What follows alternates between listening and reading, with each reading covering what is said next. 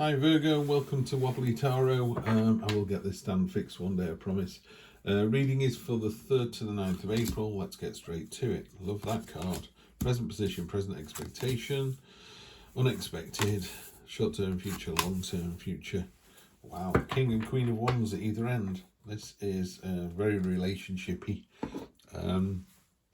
Two of Swords as your energy running through the deck. The sort of theme of the read is it needs to be resolved. You know what you're waiting for. You've got to get this situation resolved. It's not pleasant. It's wearing both of you down. But yeah, you need to get it done. Get this resolved. I think you're in alignment because you've got the King and Queen here. I mean, obviously there may be people out there who are single going, what are you talking about, Steve? It could be, in that case, it's either by relationships, it doesn't have to be personal. It could be a relationship you've got with someone at work. It could be a professional relationship, or it could be the relationship with self, you know, the way you feel about yourself. And you know, some people find it very easy to spend time in their own company, and other people have to have, you know, white noise to take themselves out of their own head because they can't bear to be with themselves.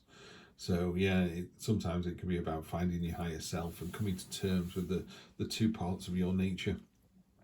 But anyway, let's get straight into this. We start off with present position, King of Wands. You're inspiring, you're courageous, you're confident, you are, you know, the peacock strut. You know, he's wearing a peacock crown. He's got this wand of power, this staff. He's receiving blessings. I mean, I'm seeing this as you giving the blessings out there, but the card is actually sending them to you.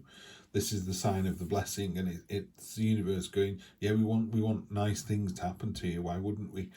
We want you to put yourself in a position where you're in an abundant mindset and an attracting mindset. You know, you're pulling in the good stuff. If you're having a bad day and you're in a bad mood, you just make everything else worse. If you're in a good day, in fantastic mood, everyone wants to be around you. You know, the real classic one is do a wake up grumpy or do a let him have a lie in. You know, it's like how you jump out of bed is how you set up the rest of your day. I was watching a great thing the other day. The question was, if I gave you £1 million, and there's a caveat with it, but if I gave you £1 million, would you take it? And so I went, not sure what the caveat is yet.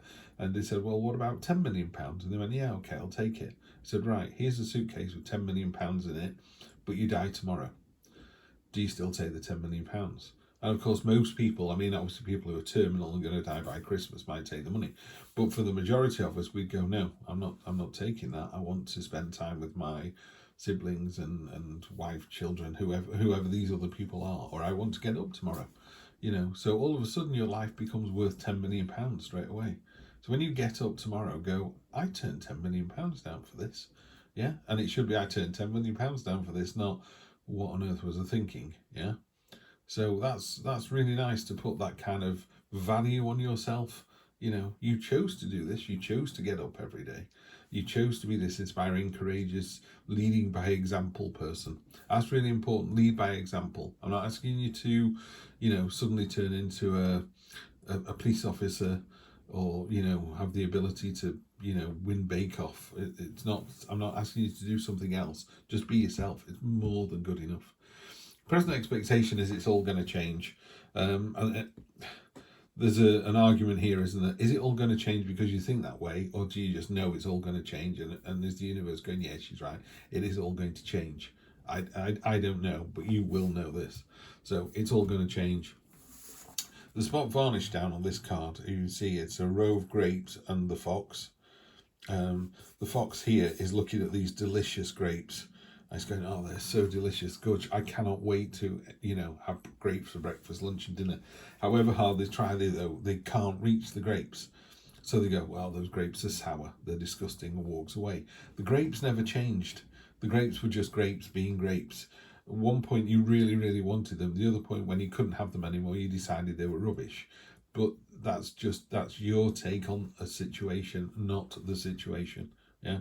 So it's really important that you don't make a story out of, you don't make your own story out of the facts. Yeah. So just be really clear about what the actual situation is and then deal with the actual situation. You can always put your feelings on top of that, but the core of it, you know, the Tower card is about the foundations are crumbling because the house fell down, the tower fell down because it wasn't on a solid foundation. So it gets razed to the ground, but the foundation itself was actually fine. It was the way you built on top of the foundation.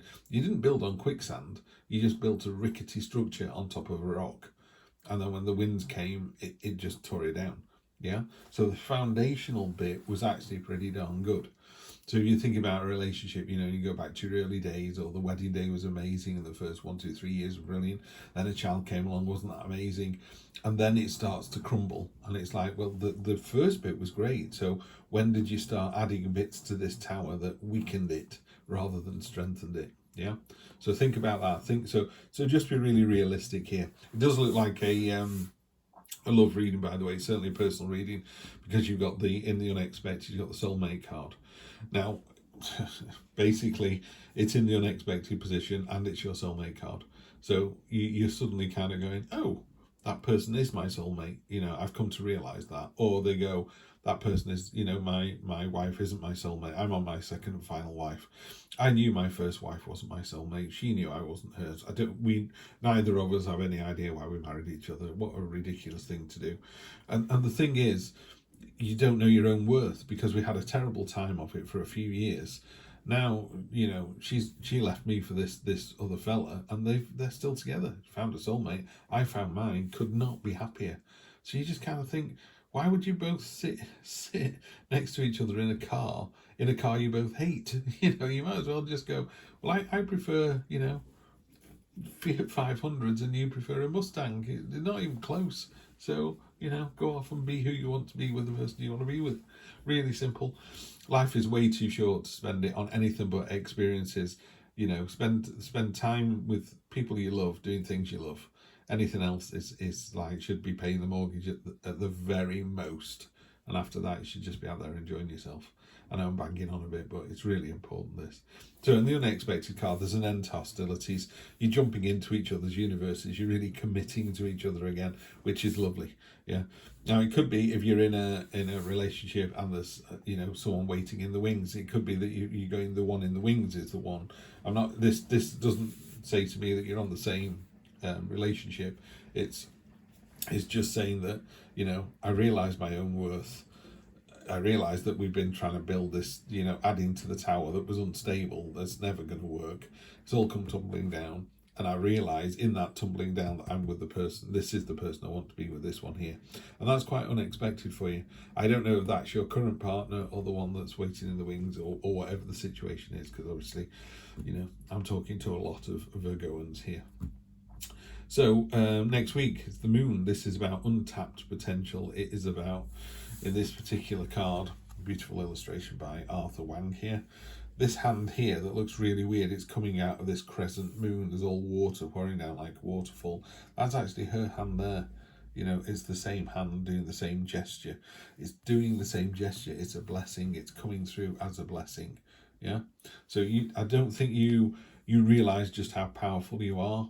And when you unlock that power, if you just turn the tap on and go, wow, I tell you what it is, it feels like unblocking a dam. You know, when they go, right, we're going to open the dam, and a load of like thick mud starts to come out really slowly, and then it starts to build, and all of a sudden you just get this, and it's just immense, incredible, and the volume of water that just comes out, the speed it comes out, and it goes clear because you're getting rid of all the mud and the muck, and it's that kind of, this is where you are next week.